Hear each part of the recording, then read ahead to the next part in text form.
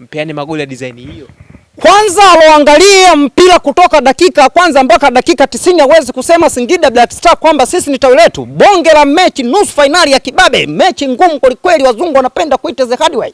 Kama unavyoona mechi ilikuwa tough, ilikuwa inashambuliana huku na huku na huku. Huyu anashambulia, huyu anashambulia, ila mwenye kikosi bora ndo anakwenda kuibuka mshindi na kuingia finali ya kibabe. Kwa hiyo mechi leo ilikuwa ni ngumu kweli, tough, wazungu wanapenda kuita is the hard way. Kwa hiyo hapa tumewaonyesha kwamba kuingia nusu finali, kuingia finali, watu wanacheza hivi mpaka mtu anakwenda kuingia, sio uwezi kwenda kucheza watoto wa Mudi hao. Wewe uwezi kwenda New Amani Zanzibar na pila lako la Kombolela alafu nataka uende kumfunga Ibenge kaka. Hilo ni kitu ambacho kiwezekani. Wale walikuwa ni mechi ya kuwafundisha.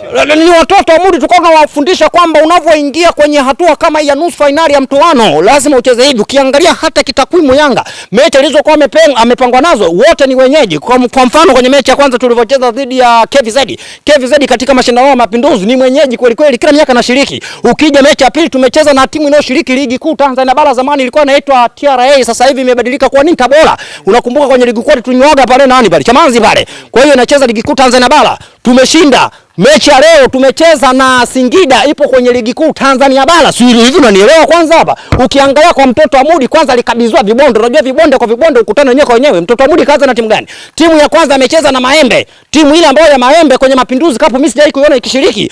Papatu kigoli kimoja mpaka kocha anashika kichwa kule watoto wa Mudi kwamba hii ndio timu ambayo niende kaingia ligi ya mabingwa. Mechi ya pili amecheza na timu inaitwa Fufuka kwenye Mapinduzi Cup mimi sijai hata kuiona. Papatu kigoli cha kwanza offside, kigoli cha pili Mungu nisaidie. Mpaka kichwa na kama kocha na kama kichwa ndio jana alivyokutana sasa na wakurungwa sasa. Azam FC ndio kala vidude pale. Kwa hiyo ukizungumzia kwamba kwenye ubora Yanga professional na tuko tunamhitaji mtoto wa Mudi alivyoona michuano sio kwamba wao wamekutana na timu ngumu, nyewe mmekutana na timu nyepesi. Nimetoka kukupa takwimu hapa. Kwanza kwenye mechi ya kwanza tumeanza dhidi ya KVZ kila mashindano ya Mapinduzi Cup wamo, ina maana ni wenyeji sana katika ile mashindano.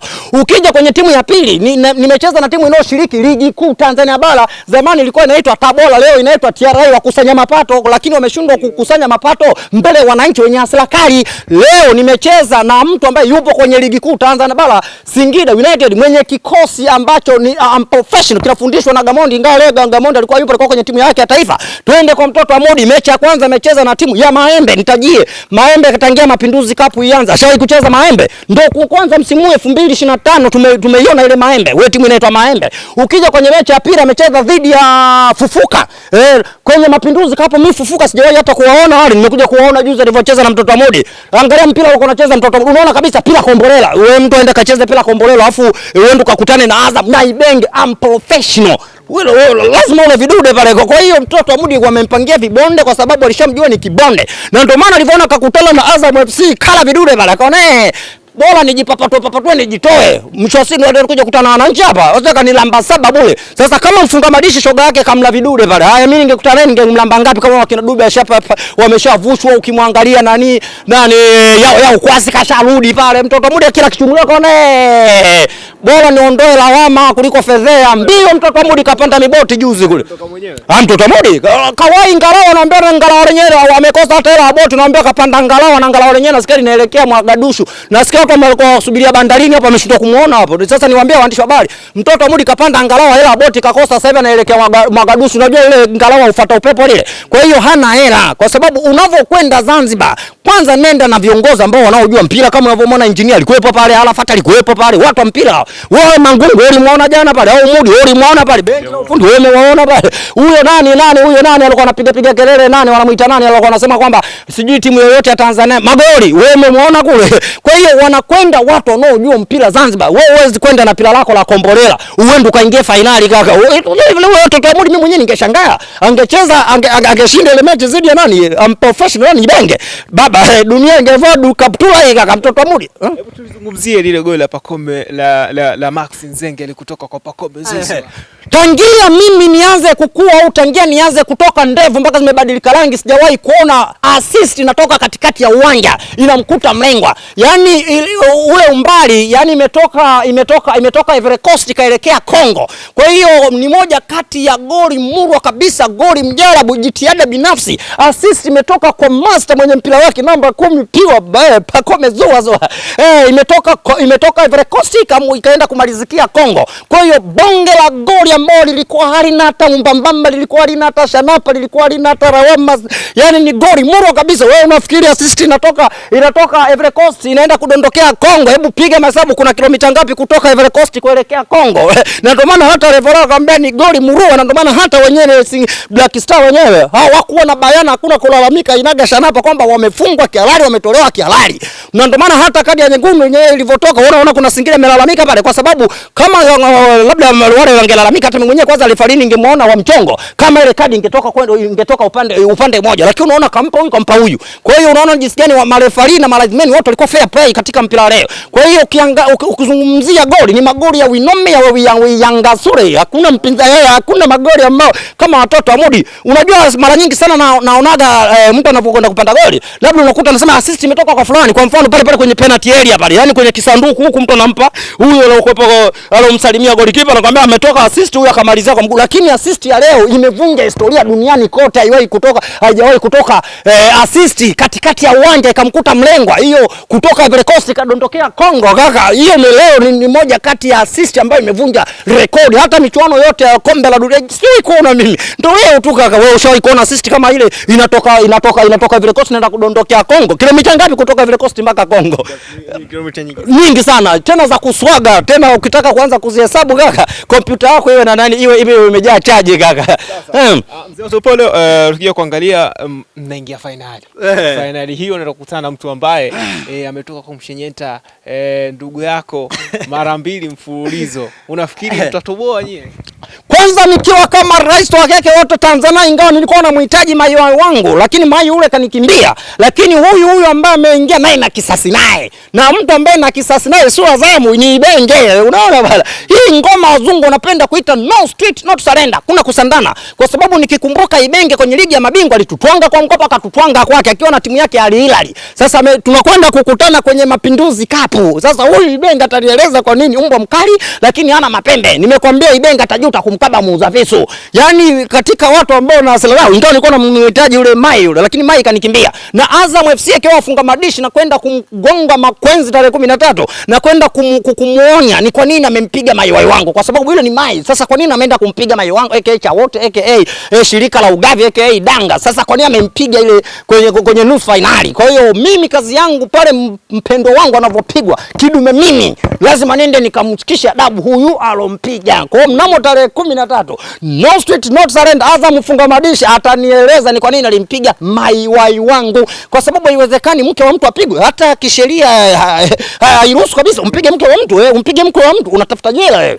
Kwa hiyo Azam FC kama mfunga madishi mnamo tarehe 13 na kwenda kumuonyesha kazi kwa nini alimpiga mke wa mtu. Hapo ndo tunakwenda kumaliza na kazi. Kwa hiyo kombe hili nikiwa kama rais wa Tanzania naliona linatua kabisa mitaa Twiga na Jangwani pale, viunga vya Jangwani pale kaka. Kombe la Golden Leaf linatoa nani baba? Linatoa Jangwani kaka. Nakuja kuangalia hapo Faisal atakuwepo hapo. Nado yupo. Nani Faisal? Kinyago tulichochonga wenyewe kije kitutishe kaka. Faisal nani kaka? Hapo uzuri michuano ya AFCON kwa tayari imeshaisha kule. Naona kina Mdafiri anarudi, kina Mamnyeto anarudi, naona tayari nimemwona nani yule Dube tayari ikashavuka yuko Zanzibar kule.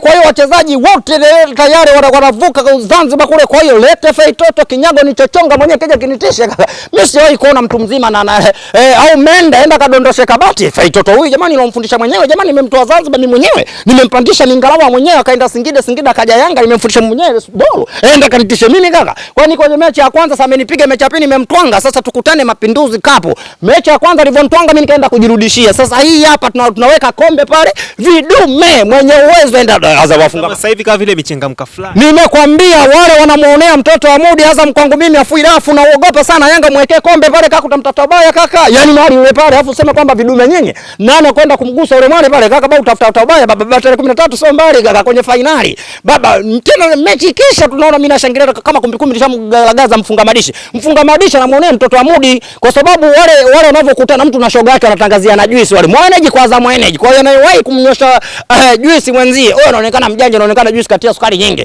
Sasa hii vita baina ya wafanyabiashara wa juice dhidi ya wanunuzi wa juice, wanunua juice sisi hapa. Sasa aseme mwenyewe nikazilangue jumla au nichukue moja au nichukue moya. Wote pia mnauza juisi.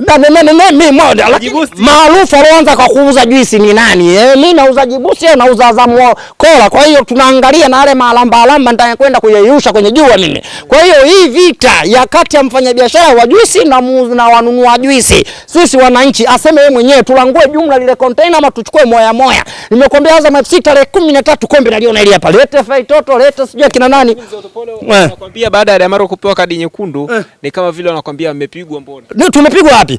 Ukiangalia ile kadi nyekundu ilivyotoka, ukiangalia ule mpira kwanza ulikuwa ni wa kugombania. Ilikuwa katikati ya uwanja ile. Na hisi kitu kama hiko. Pembeni kidogo kwenye ile roundabout ya katikati ya uwanja. Ule mpira wote wameruka, tena kulikuwa kuna wachezaji wa Yanga kama wawili na mchezaji mmoja wa Singida Black Star. Wakati wote wanaruka, Damaro kwa sababu unavoruka lazima mikono itanue. Sasa wakati anakwenda kushusha kile kiwiko ndio kienda kumkita kwenye shingo. Kama ukiangalia vizuri ule mpira, ndio wakati anaushusha Damaro ule mkono wake chini hivi, maana unavoshuka chini lazima mikono ishushe hivi. Kwa wakati anashuka na ile mikono ndio kile kiwiko kaenda kumpiga nani? Yule mchezaji wa Singida Black Star. Sema mchezaji wa Black Star na mwenyewe. Ile swala kwanza lilikuwa linamhusu mtu mmoja tu ambaye ni Damaro. Lakini sasa mchezaji wa Black Star hana nidhamu. Mwisho siku amemfuata Damaro kaenda kumsukuma, ambao kwenye mpira miguu wanasema uwe na fair play. Yeye itakuwa tulie tu asubirie maamuzi ya refa, lakini yeye amepanic anataka kurusha mpira sio ugomvi kaka. Ndio mwisho siku anaenda kumrusha nani refa kwa sababu anazijua sheria. Kila mmoja anazijua sheria. Ukienda kumchukua mchezaji kinachofuata nini? Ndio ile zinatoka kadi. Na ndio maana wakati natoka kuongea nimekwambia ile kadi kama ingetoka upande mmoja tungesema kosa na nani refa na makosa au angekuwa sahihi, lakini kwa sababu zimetoka pande mbili refa leo amesimamia sheria 17 za soka mpira miguu. Kwa hiyo anaosema tumepigwa, kwanza tumepigwa kivipi? Kwa sababu kadi kama zile mbona zinatokaga sehemu kibao? Kwani kwa watoto wa muda mtu jana hajalamba mtu kadi nyekundu pale? Mbona jana kwenye mechi lao ile dhidi ya wafunga madishi mbona mtu kala umeme ngole? Kwa hiyo na hiyo lokolo umeme naye nao wamedufuriwa mle. Kwa hiyo sasa tuongee na watoto wa muda ile kadi kama ilikuwa sahihi ama sio sahihi. Kwa hiyo sisi kama Dar es Salaam Young Africans kama mimi rais wa Tanzania niliombe sana benchi la ufundi wasimame na kama unavyoona banani huyu nani kuwa wanamkalisha kila kukicha, lakini tunaona mpaka sasa hivi ana goli 2. Kwa hiyo hata huyu Damaro kwa kile kilichotokea leo kwamba watamkalisha chini na kumuelewesha kwamba mpira ni fair play. Unavoruka angalia mikono yako au viungo vyako vya mikono vinatuaje ili usije kuigharimu timu. Unajua kwenye mpira miguu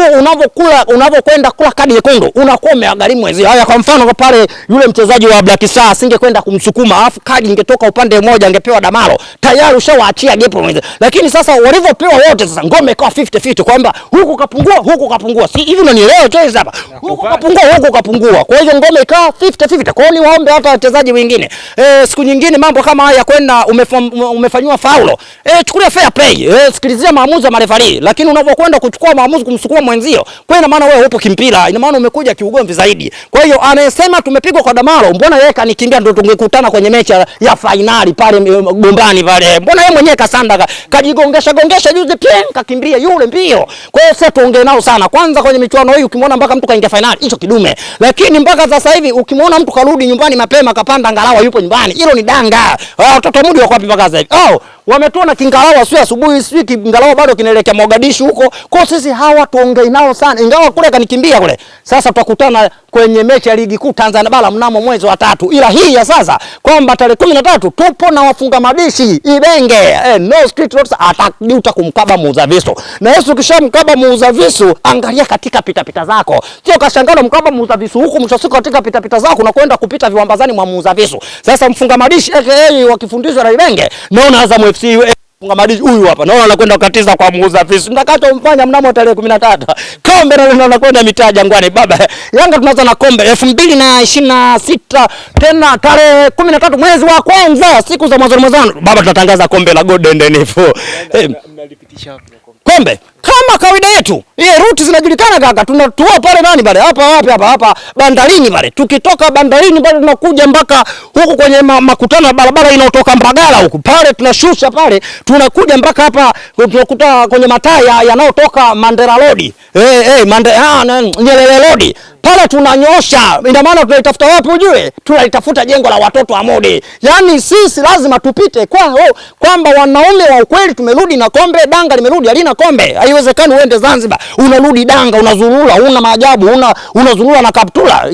Kwanza yani hiyo siku ya kurudi na kombe la Golden Leaf, niombe viongozi wa Yanga kama kawaida yetu lazima tupite pale. Tena tuanzie bandari, tena ikiwezekana ipendeze zaidi tuanzie uwanja wa ndege ili route iwe ndefu zaidi. Tunateremka na njia Mwalimu Nyerere. Pia tukifika kule karibu na nani kule pale Kamata pale, tunarudi kwenye jengo la watoto wa Modi. Lazima tukasimame kwenye jengo lao kama nusu saa masaa zima. Tuambie wanaume wa kwetu tushaanza makombe hapa. La mwisho la kumaliza.